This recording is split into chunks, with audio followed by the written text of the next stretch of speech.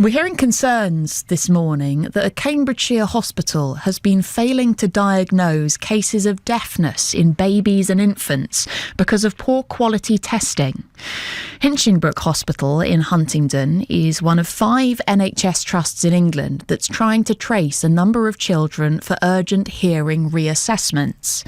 An internal NHS report says staff have been carrying out tests wrongly or misreading the results. Some children were also just lost in the system because of missing records. Natalie is from St Ives and her daughter Luna is one of those affected. It was in May, early May this year, that we got a call. It's called a call of candour from the head audiologist of the North West Angli-Ear Trust, and he basically said that something went wrong. There was an error with her testing and Luna's case got flagged. It wasn't until I got off the phone I realised the magnitude of what he actually had told me. Due to these errors and COVID, Luna didn't get her hearing aids until she was 10 months old. So her hearing aid is from 10 months. And due to this, she's about 18 months behind her peers, developmentally wise anyway. And that's thought to be now because she couldn't hear properly until she was 10 months old. Yes. Statistically, it's just so important, the first year of a baby's life with sounds. I think people take it for granted.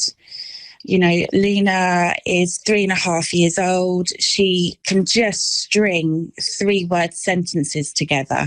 And obviously at home we speak and we use sign language, we use BSL.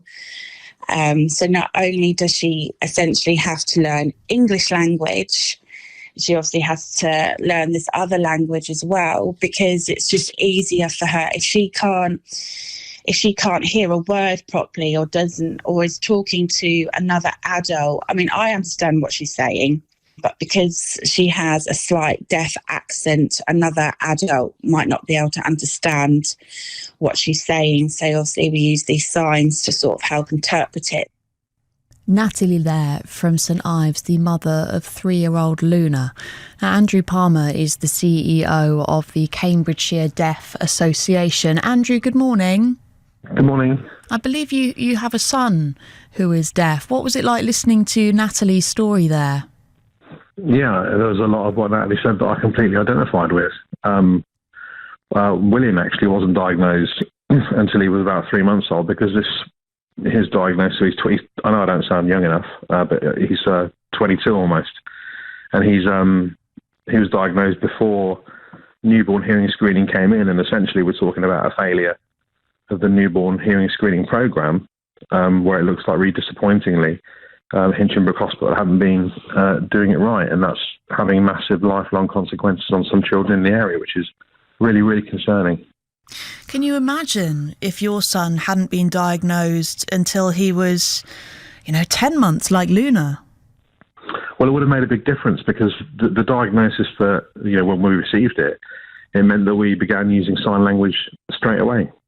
And we started to open up modes of communication with him that later on would become useful for attaching speech to enable speech development. And anyone can go on BBC iPlayer and watch Rose Ayling-Ellis's documentary yesterday, which talks about education and talks about sign language with young people, to see what the impact is and how people sort of get through that. But yeah, definitely, there's definitely some parallels between Natalie and Luna's story and mine and Will's. And I just, would just call on the local NHS to meet with deaf people and deaf children's associations and us to talk about what they can do to reassure us that the system's going to work going forward.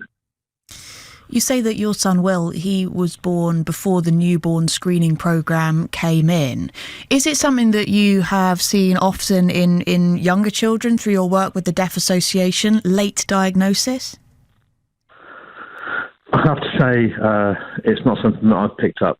What we do find out, is rather than late diagnosis, what we do find is that parents of deaf children are kind of given fairly one-sided information about what needs to be done to support their children. It's really nice to hear that Natalie and Luna are exploring a kind of holistic approach to communication, which involves hearing aids and listening, which is crucially important, but also utilising methods like sign language to ensure that Luna gets as broad a communication input as possible. So I think, rather than the screening itself being an issue, which is something I wouldn't have, I haven't picked up, it's more to do with what information parents are told, because it more or less is derived from an individual's viewpoint rather than the kind of the way the world actually is. I hear you. Andrew, stay on the line if you don't mind. Trevor Chapman is from Angli-Ear, an audiology clinic in Great Shelford. Hi, Trevor. Hi, good morning, Dottie. Just talk us through what tests are done to newborn babies now and the kind of issues that they should be picking up. So newborn baby screening is extremely important. The newborn screenings that the NHS do or that we do in the clinic is really unobtrusive. It's really simple to do. We play tiny little sounds into the baby's ear, and that excites the hair cells in the cochlea. And with the equipment we have, we can measure the response of those hair cells and determine whether or not the baby is in actual fact able to hear those sounds or not. Test takes about 5 or 10 minutes, and all we really need is the baby to be able to sit still or sit quietly for that time. The equipment is very delicate, as you can imagine, and it looks to me, through reading the articles and doing some more research, that either the equipment isn't maintained correctly, the training isn't done properly. I was really concerned to hear about the fact that the checks from the NHS and Health England are not performing in the newborn screening areas, which has caused these issues to happen. How big a failure is this? You know, how badly have the families affected by this, the children affected by this, been let down? So what we understand is that if a child isn't screened for hearing difficulties and treated early enough, so i.e. in the first 6 months of life, their difficulties are extensive. Not being able to communicate, not being able to speak means you have limited education, you have a limited outcome, you have limited opportunities throughout the rest of your life. Treating hearing shouldn't be difficult. We live in an age of technology and wonder. We have sign language, we have lip reading, we have cochlear implants, we have hearing aids. We've got all these wonderful things to help our children connect and communicate with our loved ones, with educators, with carers. Treating hearing should not be difficult. And Andrew, back to you, if I may. Andrew Palmer, CEO of the Cambridgeshire Deaf Association. You said that your son Will, who is deaf, he's 22 now. I just want to kind of give hope to parents with deaf little ones who are struggling at the moment and who are worried about their children's future. Well, what's your boy up to at the moment? Yeah, he's doing great. He's just played in the Deaf FA Cup final at St George's Park, which is the home of England. Fortunately, on the losing side this time round, but it's still nice to get a medal. He's just flown off to the Deaf Champions League tournament in Poland for a week, so he's going to be playing with his club side to see who becomes champions of Europe. So I'm kind of waiting to see if I'm going to fly out for the final on the weekend. He's playing for England, so he's now in the sort of run-up to see if he can get in the squad for the World Cup in Malaysia. And he's literally just moved back home last week after completing his degree in sports science at Leeds University. So with positive parenting, and it sounds to me very much like that is the case with Natalie and Luna, and encouragement and a positive outlook and being broad in scope about the different things that can support kids, the future's bright. And we also offer free sign language courses to parents of deaf children at Cambridgeshire Deaf Association too, which you can find out on our website.